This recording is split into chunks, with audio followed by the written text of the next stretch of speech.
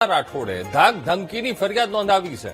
7 માર્ચે ભાવેશ રબારીના ગુંડાઓએ ધમકી આપી હોવાનો ફરિયાદમાં ઉલ્લેખ કરાયો છે।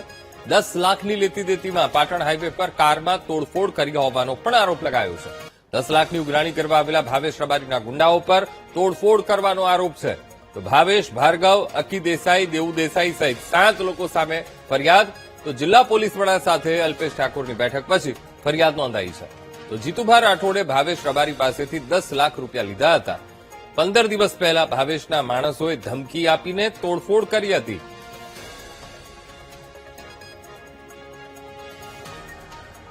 તો લુખા ભાવેશ રબારી વિરુદ્ધ વધુ એક ફરિયાદ દાખલ થઈ છે।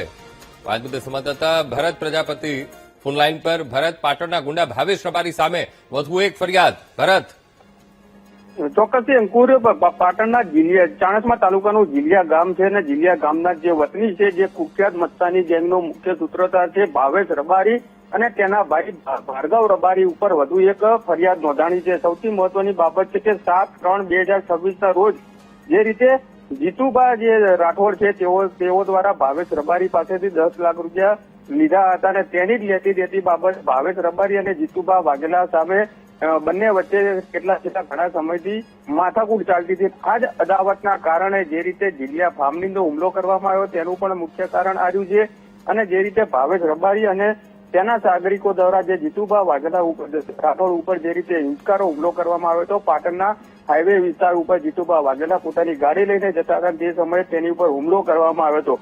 પરંતુ ત્યારબાદ જે રીતે સમગ્ર પ્રકરણ સામે આવ્યું કે જે રીતે 15 તારીખે રાત્રે અહીંયા ઘટના ઘટીને ત્યારબાદ ઠાકોર સમાજના કેટલાક યુવાનોને ધરપકડ કરવામાં આવી અને તેઓની જાહેર માર્ગ ઉપર સરભરા કરવામાં આવીને તેને લઈને ક્ષત્રિય ઠાકોર સમાજની અંદર ભારોભાર રોજ જોવા મળી રહ્યો હતો। અને ગઈકાલે જે રીતે અલ્પેશ ઠાકોર અને ક્ષત્રિય સમાજના જે આગેવાનોની જિલ્લા પોલીસ વડા સામે એક બેઠક મળી હતી અને આ જ બેઠકની અંદર જે રીતે ક્ષત્રિય સમાજના લોકોની જે માંગ હતી કે જે રીતે જાહેરની અંદર જે નિર્દોષ તેઓના 18 જે યુવાનો ઝડપાયા છે તેની અંદરથી 5 થી 6 એવા યુવાનો હતા કે જે પ્રથમ વખત જ આ જે ઘટનાની અંદર સામે આવ્યા હતા અને તેઓને જાહેરની અંદર સરભરા કરવામાં આવી છે કે તેઓની એક જ માંગ હતી કે જે પોલીસ દ્વારા આ લોકોને સસ્પેન્ડ કરવામાં આવે, જે લોકો દ્વારા તેઓના જે યુવાનોને મારવામાં આવ્યો છે, એટલે કે 4 જેટલા યુવાનોને સસ્પેન્ડ કરી દેવામાં આવ્યા। અને બીજી પણ તેમની એક માંગ હતી કે કુખ્યાત મસ્તાની ગેંગનો મુખ્ય માસ્ટર માઇન્ડ છે ભાવેશ રબારી અને તેનો ભાઈ ભાર્ગવ રબારી સહિતના જે તેની ગેંગના નાગરિકો છે તેઓએ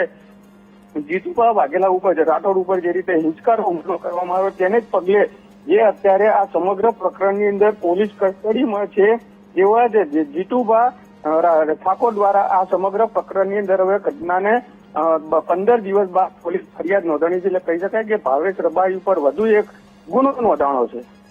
જી બિલકુલ ભરત, સમગ્ર માહિતી સાથે જોડાવા બદલ આપનો આભાર।